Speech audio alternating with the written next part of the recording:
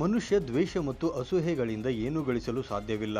ಹೀಗಾಗಿ ಬದುಕಿನ ಯಶಸ್ವಿಗಾಗಿ ಇತರರನ್ನ ಪ್ರೀತಿ ವಿಶ್ವಾಸದಿಂದ ಕಾಣಿರಿ. ಅದರಿಂದ ಸರ್ವ ಸಮುದಾಯದ ಜನರಲ್ಲಿ ಒಗ್ಗಟ್ಟಿನ ಮಂತ್ರ ಬಿತ್ತಲು ಸಾಧ್ಯವಿದೆ. ದ್ವೇಷ ಬಿಟ್ಟಾಗ ಮನುಕುಲದ ಉದ್ಧಾರ ಸಾಧ್ಯವೆಂದು ಶಿರಹಟ್ಟಿ ಸಂಸ್ಥಾನ ಮಠದ ಫಕೀರ ಸಿದ್ದರಾಮ ಸ್ವಾಮೀಜಿ ಹೇಳಿದರು.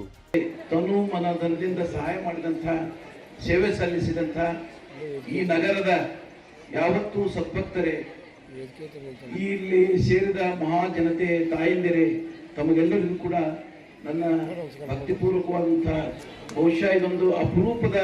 ಹಾವೇರಿ ಜಿಲ್ಲೆಯ ಶಿಗ್ಗಾವಿ ಪಟ್ಟಣದ ಮೈಲಾರ ಲಿಂಗೇಶ್ವರ ನೂತನ ಶಿಲಾಮೂರ್ತಿ ಪ್ರಾಣ ಪ್ರತಿಷ್ಠಾಪನೆ ಮತ್ತು ಕಳಸಾರೋಹಣ ಹಾಗೂ ನೂತನ ದೇವಸ್ಥಾನ ಲೋಕಾರ್ಪಣೆ ಸೇರಿದಂತೆ ವಿವಿಧ ಧಾರ್ಮಿಕ ಕಾರ್ಯಕ್ರಮಗಳ ಅಂಗವಾಗಿ ನಡೆದ ಧರ್ಮಸಭೆ ಹಾಗೂ ಪುರಾಣ ಪ್ರವಚನ ಕಾರ್ಯಕ್ರಮ ಸಮಾರಂಭದಲ್ಲಿ ಅವರು ಮಾತನಾಡಿದರು.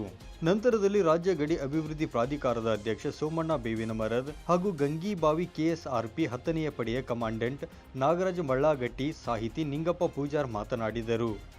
ಅಂದ್ರೆ ದೇವಸ್ಥಾನಗಳು ಈ ಧಾರ್ಮಿಕ ಕಾರ್ಯ ಜೊತೆಗೆ ಸಮಾಜಕ್ಕೆ ಒಂದು ವಿದ್ಯೆಯನ್ನು ಕೊಡ್ತಕ್ಕಂಥ ಕೆಲಸವನ್ನು ಕೂಡ ಮುಂಚೆಯಿಂದ ಮಾಡ್ಕೊಂಡ್ಬಂದಿಡೋದು. ಅದೇ ರೀತಿ ಈ ಒಂದು ಮೈಲಾರಲಿಂಗೇಶ್ವರದ ದೇವಸ್ಥಾನ ಕೂಡ ತನ್ನ ಒಂದು ವಿದ್ಯೆಯನ್ನು ನೀಡೋದ್ರ ಮುಖಾಂತರ ಈ ಶಿಗ್ಗಾವಿ ಅನೇಕ ನಾಗರಿಕರು ವಿದ್ಯಾವಂತರಾಗೋದಕ್ಕೆ ಕಾರಣೀಭೂತರಾಗಿದೆ. ಒಂದು ಪೀಳಿಗೆಯಿಂದ ಇನ್ನೊಂದು ಪೀಳಿಗೆಗೆ ತನ್ನ ಒಂದು ಸಂಸ್ಕೃತಿ, ಆಚಾರ, ವಿಚಾರ, ನಡೆ ನುಡಿ, ನೈತಿಕತೆಯನ್ನು ಕಲಿಸ್ತಕ್ಕಂಥ, ಅದನ್ನು ಇನ್ನೊಂದು ತಲೆಮಾರಿಗೆ ತಗೊಂಡು ಹೋಗ್ತಕ್ಕಂಥ ಒಂದು ಕೆಲಸವನ್ನು ಇವತ್ತು ಎಲ್ಲ ದೇವಸ್ಥಾನಗಳು ಮಾಡ್ತಾ ಇದ್ದಾರೆ. ಇದೇ ವೇಳೆ ಹೆಸ್ಕಾಂ ಅಧ್ಯಕ್ಷರಾದ ಸೈಯದ್ ಅಜ್ಜಂಪೀರ್ ಖಾದ್ರಿ ಕೂಡ ಮಾತನಾಡಿ, ಭಾರತೀಯ ಪರಂಪರೆ ಜಗತ್ತಿಗೆ ಮಾದರಿಯಾಗಿದ್ದು ಮಹಾತ್ಮರ ಪುಣ್ಯ ಪುರುಷರ ಬೀಡು ನಮ್ಮದು. ಧರ್ಮ ಜಾಗೃತಿ ಕಾರ್ಯಕ್ರಮಗಳು ಮನುಕುಲದ ಬದುಕಿಗೆ ಮಾರ್ಗದರ್ಶಿಯಾಗಿವೆ ಎಂದರು.